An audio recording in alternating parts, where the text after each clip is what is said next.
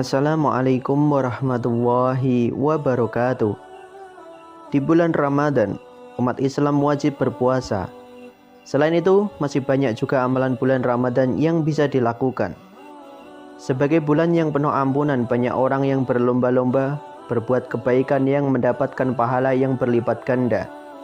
Memang di bulan lain amalan dan perbuatan tersebut juga berpahala serta tak kalah baik. Tapi amalan bulan Ramadan yang dilakukan secara rutin mendapatkan berkah yang melimpah.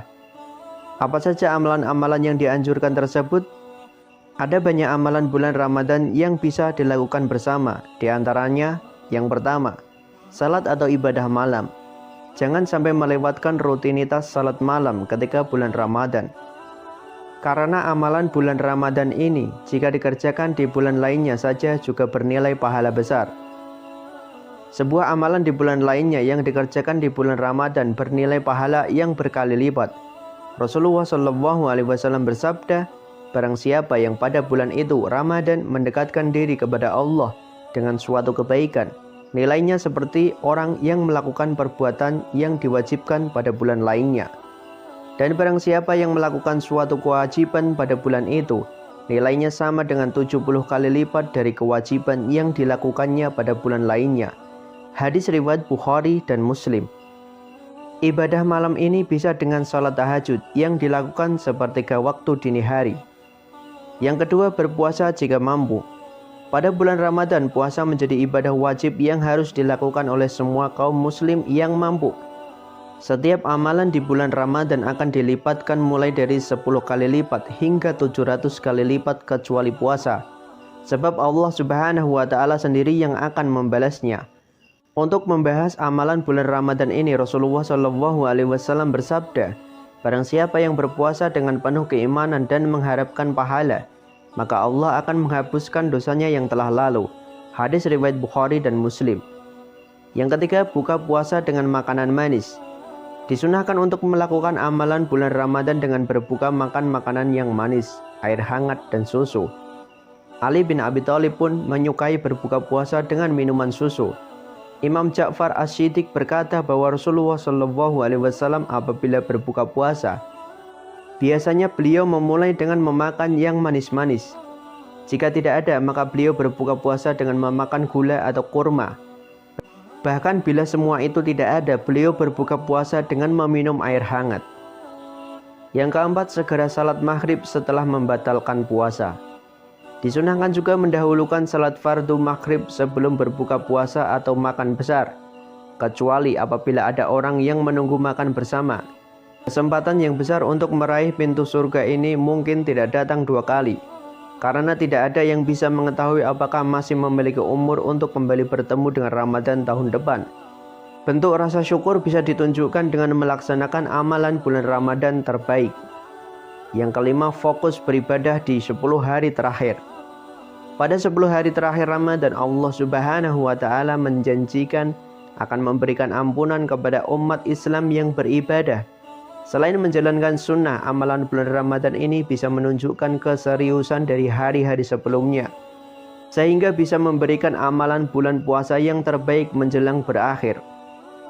Dijelaskan hal ini dalam salah satu hadis Rasulullah SAW bersabda, Rasulullah SAW sangat bersungguh-sungguh pada 10 hari terakhir bulan Ramadan.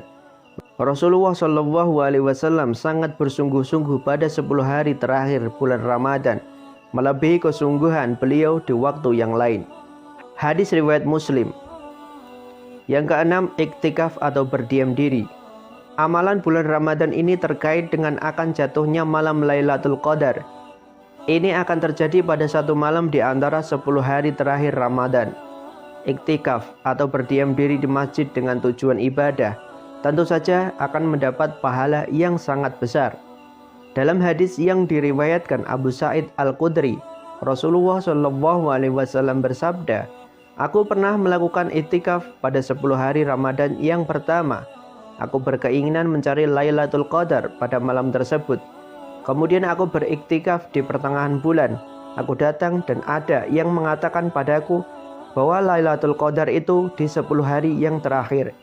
Siapa saja yang ingin beriktikaf di antara kalian, Maka beriktikaflah, lalu di antara para sahabat ada yang beriktikaf bersama beliau.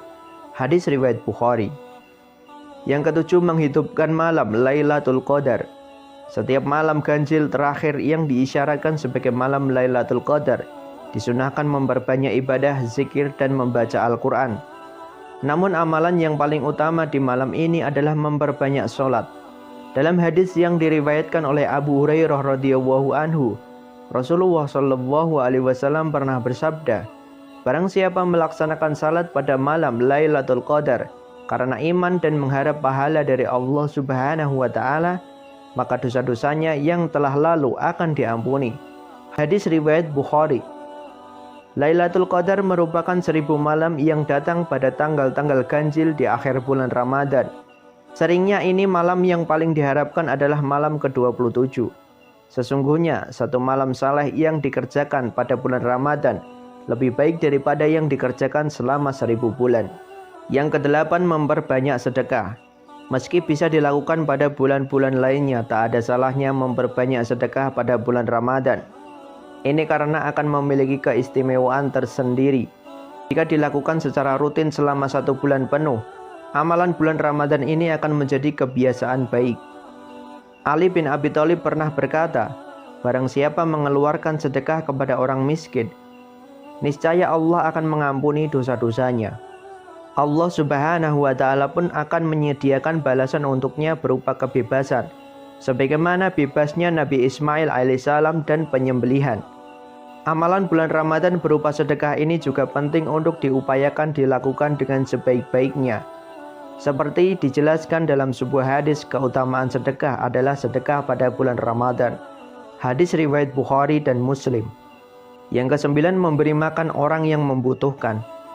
Memberi makan orang berbuka puasa juga bisa termasuk sedekah yang berupa amalan bulan Ramadan lainnya.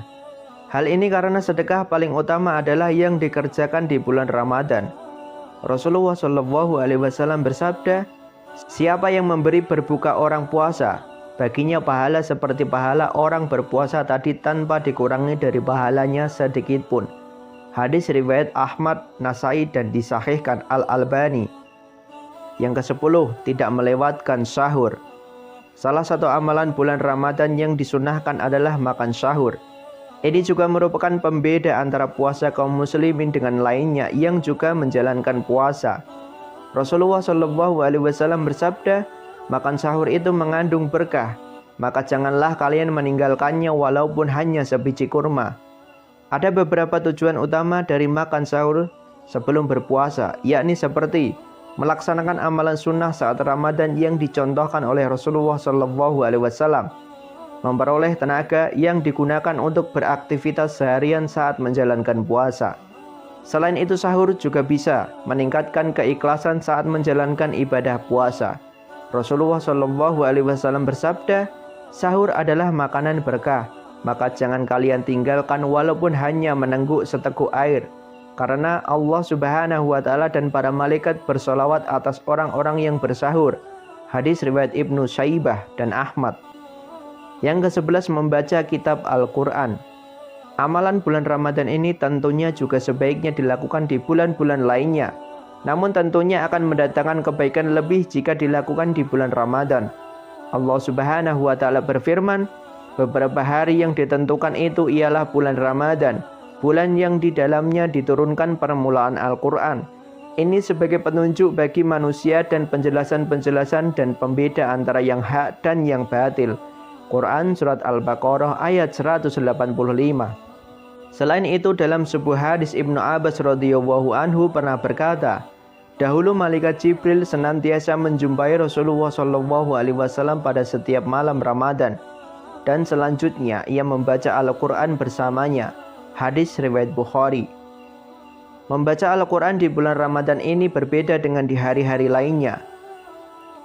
Dijelaskan dalam sebuah hadis mengenai dilipat gandakannya pahala ketika membaca Al-Quran di sebuah Ramadan.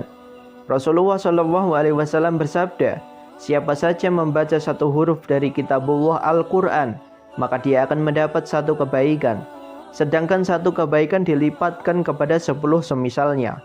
Aku tidak mengatakan alif, lam, mim satu huruf, Akan tetapi alif satu huruf, lam satu huruf, dan mim satu huruf.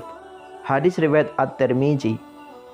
Yang ke-12, perbanyak istighfar.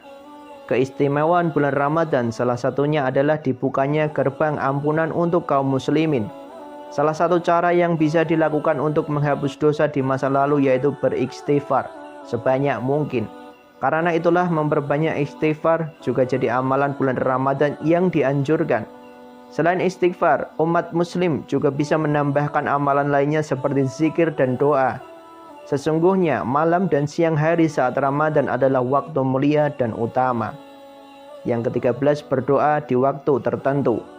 Selain itu, lakukan amalan berdoa khususnya pada waktu-waktu yang diijabah. Misalnya saat berbuka, karena seseorang yang berpuasa saat ia berbuka memiliki doa yang tak ditolak. Doa di sepertiga malam terakhir pun juga termasuk amalan Ramadan, karena Allah Subhanahu wa Ta'ala turun ke langit dunia dan berfirman, "Adakah orang yang meminta, pasti aku beri. Adakah orang yang beristighfar, pasti aku ampuni dia." Beristighfar di waktu sahur pun bisa dijalani, seperti firman Allah Subhanahu wa Ta'ala, dan di akhir-akhir malam mereka memohon ampun kepada Allah. Quran Surat Al-Zariyat ayat 18. Yang ke-14, duduk di masjid sampai matahari terbit. Hal ini dimaksudkan agar setelah sahur dan salat subuh, seseorang tidak kembali tidur dan tetap beraktivitas seperti biasa. Dalam sebuah hadis, Rasulullah SAW apabila ibadah subuh beliau duduk di tempat salatnya hingga matahari terbit. Hadis riwayat Muslim. Tak hanya itu, ada pula hadis yang menjelaskan bahwa siapa salat subuh dengan berjamaah lalu duduk berzikir kepada Allah Subhanahu wa Ta'ala hingga matahari terbit, lalu salat 2 rakaat, maka baginya seperti pahala haji dan umroh sempurna. Disahihkan oleh Syekh Al-Albani.